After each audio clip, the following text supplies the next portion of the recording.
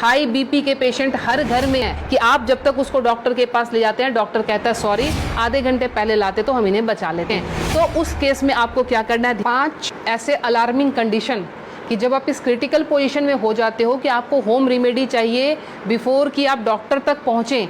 आप कुछ ऐसा उपचार क्या करें जिससे हम पेशेंट को हॉस्पिटल तक बहुत अच्छे से पहुंचा सकें और उसको आगे का जो है प्रोसेस ट्रीटमेंट का दे सकें। हाई बीपी के पेशेंट हर घर में हैं, तो उनके रात के टाइम 12 बजे के बाद और 4 बजे के पहले जो है हार्ट पेशेंट का एक बार स्ट्रोक लेना बहुत ही कॉमन होता है डेली के रूटीन में कि आप जब तक उसको डॉक्टर के पास ले जाते हैं, डॉक्टर कहता है सॉरी, आधे घंटे पहले लाते तो हम इन्हें बचा लेते। तो वो टाइम स्पैम आपको कैसे बढ़ाना है ताकि हम मरीज को ट्रीटमेंट दे सकें। तो उस केस में आपको क्या करना है, ध्यान रखें, ये जो हमारे फिंगर्स के सामने ये नाखून जो मैं पॉइंट कर रही हूँ, इस पॉइंट को आप लोकेट करके ध्यान से देखें, ये हमारे बाइलेटरल है, मतलब दोनों ही हाथों की उंगलियों पे हम इसको इस्तेमाल कर सकते हैं।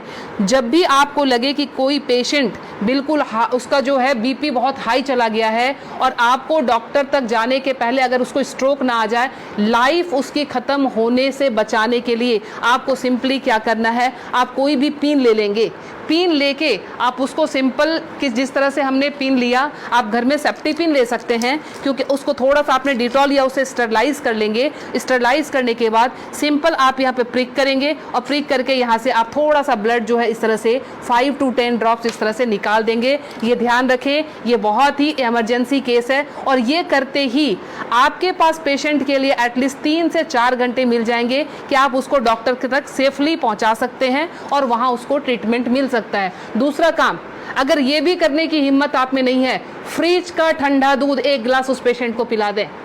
ठंडा दूध पिलाते ही आपके पास ड्यूरेशन बढ़ जाएगी, आप 2 घंटे तक हॉस्पिटल के अंदर उनको लेके आप जा सकते हैं। ध्यान रखें। दूसरी हमारी अलार्मिंग कंडीशन जो होती है वो होती है एसिडिटी की।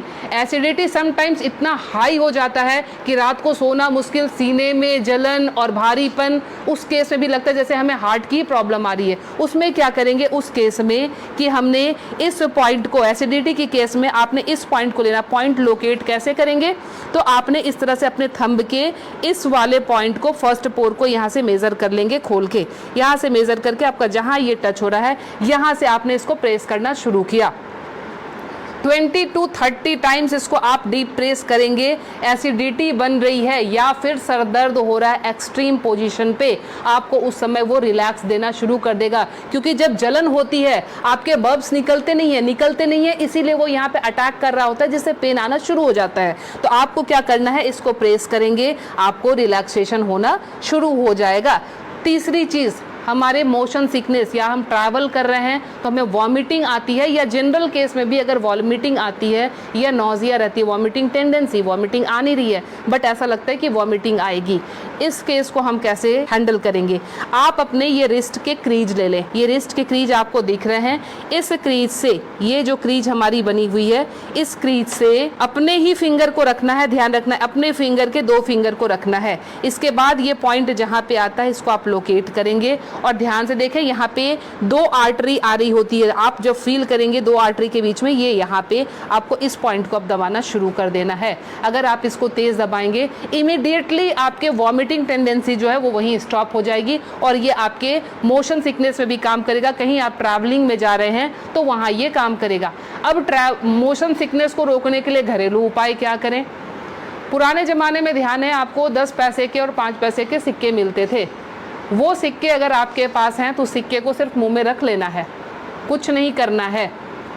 वो रख के, या पान के पत्ते, ध्यान रखें मैं पान खाने की बात नहीं कर रही हूँ, उसमें गुलकंद और वो सब मिलाने की, मैं सिर्फ कह रही हूँ पान के पत्ते, वो आप चबाते हुए चले जाएंगे, आपका मोशन सिकनेस जो है वो कंट्रोल हो जाएगा। तीसरी चीज़ जो आती है एलर्जिक अस्थमा की, मतलब एक ही आपको स्ट्रोक आया और आपके जो है बिल्कुल सांसें फूलनी शुरू हो गई, सांस नहीं आ रही है, हेवीनेस आ रही है, उस केस में आप क्या करेंगे, अपने नाक को खोलने के लिए ताकि ब्रीदिंग आपकी एकाएक स्टार्ट हो जाए, आप अपने हाथ को लेंगे और इस तरह से नाक को सटाएंगे। नाक की टिप जो है हाथ के जिस पार्ट को टच कर रही है उसको दबाना शुरू करेंगे और ये बहुत पेनफुल होता है, ध्यान रखें। आप अपने आप भी इसको दबा नहीं पाएंगे, बहुत ज़्यादा पेन होता है। हमने पेशेंट को ऐसे किया, ये टिप जहाँ पे आया, और ये 90% पेशेंट को ये पेनफुल वैसे भी होता है। आप उठा लीजिए, अब ये यहाँ पे इनका टच हुआ था, ये जब हम दबाएंगे 90% पेशेंट को वैसे भी, क्योंकि हल्के हल्के एलर्जी की प्रॉब्लम इन दिनों महामारी के बाद लंग्स सबके वीक हुए हैं, तो सबके जो है ये प्रॉब्लम रहती ही रहती है। लास्ट में आपको बता रही हूँ इंसोम्निया के लिए, नींद नहीं आती है उस केस में आप क्या करेंगे। नींद नहीं आने के केस में हमने क्या करना है कि ये हमारा ईयर लोब है, ये पूरा सेक्शन जो है ये ईयर लोब का है। रात को आप क्रीम या तेल लेकर इस सेक्शन की इस तरह से हल्के हल्के हाथों की मसाज देंगे।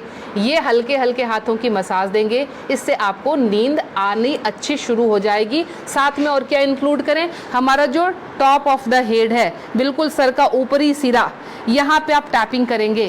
टैपिंग करने का मतलब हल्का हल्का आप इसको ठोकते जाएं, ये इसको वाइब्रेट करें। वाइब्रेट करने का मतलब आप यहाँ से जो है एनर्जी हमारे जा रही है नीचे, क्योंकि आपको पता है ये माउंटेन बना हुआ है, यहाँ से एनर्जी का फ्लो शुरू होता है, तो ये एनर्जी जो है पूरी जगह जाएगी और आपको बिल्कुल काम कर देगी, शांत कर देगी। तो ये 5 अलार्मिंग पॉइंट्स आपको हमेशा के लिए याद रखना है। पता नहीं आज आपने देखा, भूल गए, कल आपको ज़रूरत पड़ जाए, तो इसलिए आप प्लीज़ इसे सेव कर लें, अच्छे से देख लें और समझ जाएं, और अपना ट्रीटमेंट एमरजेंसी केस में ज़रूर कर लें। मैं लीना श्री ज्ञान, naturopathy and alternative therapy expert, नई दिल्ली से। मुझसे मिलने के लिए करनाल प्लस से संपर्क करें।